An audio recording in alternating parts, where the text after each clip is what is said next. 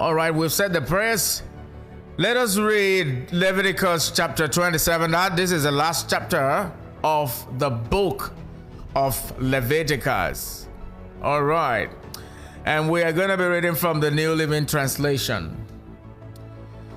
The Lord said to Moses, "Give the following instructions to the people of Israel. If anyone makes a special vow to dedicate someone to the Lord by paying the value of that person, here is the scale of values to be used. A man between the ages of 20 and 60 is valued at 50 shekels of silver, as measured by the sanctuary shekel. A woman of that age is valued at 30 shekels of silver. A boy between the ages of 5 and 20 is valued at 20 shekels of silver. A girl of that age is valued at 10 shekels of silver. A boy between the ages of 1 month and 5 years is valued at 5 shekels of silver. A girl of that age is valued at 3 shekels of silver. A man older than 60 is valued at 15 shekels of silver. A woman of that age is valued at 10 shekels of silver. If you desire to make such a vow, but cannot afford to pay the required amount, take the person to the priest.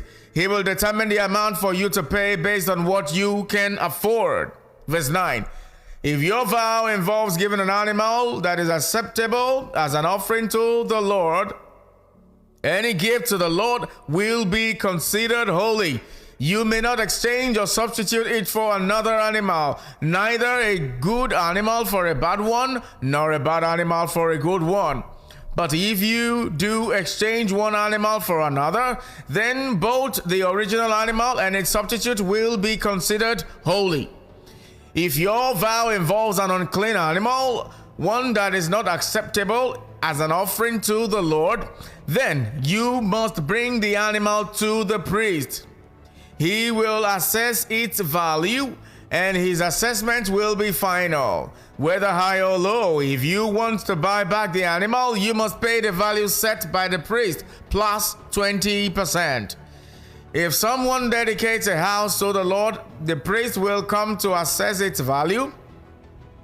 The priest's assessment will be final, whether high or low. If the person who dedicated the house wants to buy it back, he must pay the value set by the priest plus 20%. Then the house will again be his. If someone dedicates to the Lord a piece of his family property, its value will be assessed according to the amount of seed required to plant it. 50 shekels of silver for a field planted with 5 bushels of barley seed.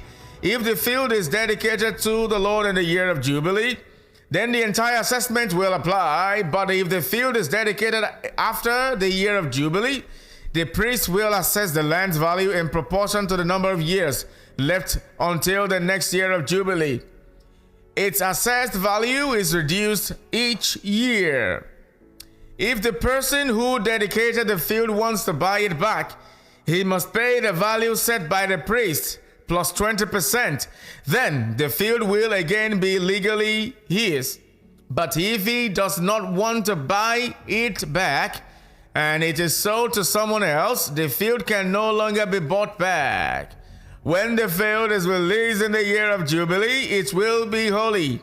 A field specially set apart for the Lord, it will become the property of the priests. Verse 22. If someone dedicates to the Lord a field he has purchased, but which is not part of his family property, the priest will assess its value based on the number of years left until the next year of Jubilee. On that day, he must give the assessed value of the land as a sacred donation to the Lord. In the year of Jubilee, the field must be returned to the person from whom he purchased it, the one who inherited it as family property. All the payments must be measured by the weight of the sanctuary shekel, which equals 20 gerahs. You must not dedicate a firstborn animal to the Lord. You may not dedicate a firstborn animal to the Lord, for the firstborn of your cattle, sheep, and goats already belong to him. However, You may buy back the firstborn of a ceremonially unclean animal by paying the priest assessment of its worth, plus 20%. If you do not buy it back, the priest will sell it at its assessed value.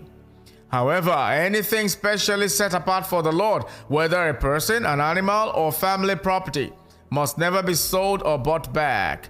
Anything devoted in this way has been set apart as holy, and it belongs to the Lord. No person specially set apart for destruction may be bought back. Such a person must be unalived. 1/10 of the produce of the land, whether grain from the fields or fruit from the trees, belongs to the Lord and must be set apart to him as holy. If you want to buy back the Lord's 10th of the grain or fruit, you must pay its value plus 20%. Count off every 10th animal from your herds and flocks and set them apart for the Lord as holy. You may not pick and choose between good and bad animals, and you may not substitute one for another. But if you do exchange one animal for another, then both the original animal and its substitute will be considered holy and cannot be bought back. And the last verse. These are the commands that the Lord gave through Moses on Mount Sinai for the Israelites. And whoa, interesting.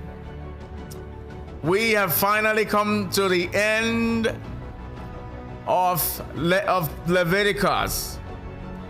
This is the final chapter in the book of Leviticus.